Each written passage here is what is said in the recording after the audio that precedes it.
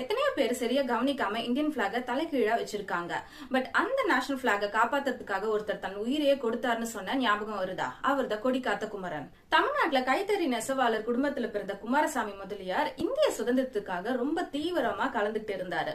இந்திய சுதந்திர போராட்டத்திற்காக தேசபந்து வாலிபர் சங்கத்தை தொடங்கி பிரிட்டிஷ்க்கு எதிராக ப்ரொடெஸ்ட் பண்ணாரு. எக்கச்சக்கமான ப்ரொடெஸ்ட் ஆர்கனைஸ் பண்ணாரு. அந்த அளவுக்கு ஒரு பேட்ரியாட்டிக் பர்சன். ஆனா துரதிருஷ்டவசமா ஒரு நாள் ஜனவரி 11 1932 ஆண்டு பிரிட்டிஷர்ஸ்க்கு எதிராக ஒரு ப்ரொடெஸ்ட் ஆர்கனைஸ் பண்ணிருந்தாங்க. அப்போ அந்த டைம்ல பிரிட்டிஷர்ஸ் இந்தியன் நேஷனல் பிளாக பேன் பண்ணிருந்தாங்க. பட் இந்த ப்ரொடெஸ்ட்ல மக்கள் கையில இந்தியன் நேஷனல் பிளாக் வச்சுட்டு ப்ரொடெஸ்ட் பண்ணிருந்தாங்க. இதை பார்த்த பிரிட்டிஷர்ஸ் ரொம்ப கோவப்பட்டு லத்தி சார்ஜ் எடுத்து மக்களை ரொம்ப ஆக்ரோஷமா தாக்க ஆரம்பிச்சாங்க. அந்த இடமே ஒரே கலவரமாச்சு.